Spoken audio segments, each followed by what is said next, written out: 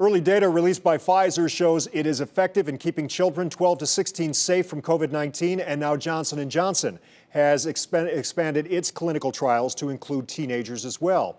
When it's time for kids to be vaccinated, will parents be willing to give it a shot? News 5's Tracy Carlis with that story. Keeping kids safe from COVID is anything but child's play. As more adults are rolling up their sleeves for the COVID-19 vaccine, pharmaceutical companies are turning their attention to the clinical trials involving teenagers. Erin Turner is the mother of 3, including twin 13-year-old girls. And when the time comes for her kids to roll up their sleeves for a vaccination, 100% yes. Turner herself is on her way to being fully vaccinated and is anxious for the results of the clinical trials in teens. First, I am really sick of living the way that we do.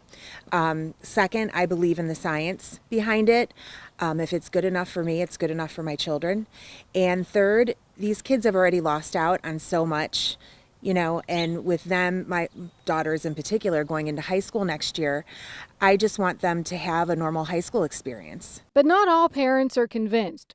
Dr. Amy Edwards with University Hospitals told me she gets questions from parents concerned about the potential long-term effects of the vaccine on their children. I mean, you're talking about individual doses of something, so there's no mechanism for a vaccine to have a long-term effect. Once it's done its job, it's gone. It's no longer in your body. All you have left are the antibodies to the spike protein. There's no vaccine left. COVID-19 is proven to be much worse in adults than children, but kids do get sick from it, some seriously ill.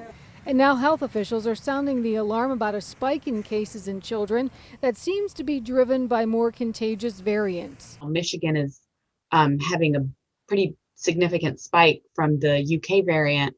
And if you look at the rate of rise of hospitalizations amongst kids and 20 and 30 somethings, it's going up very quickly. And that's very concerning. Edwards is both a physician and a parent. She told me when the clinical trials are over and if the results are as safe as early research indicates, her 2 children will be in line for a shot in the arm. Tracy Carlis, News 5.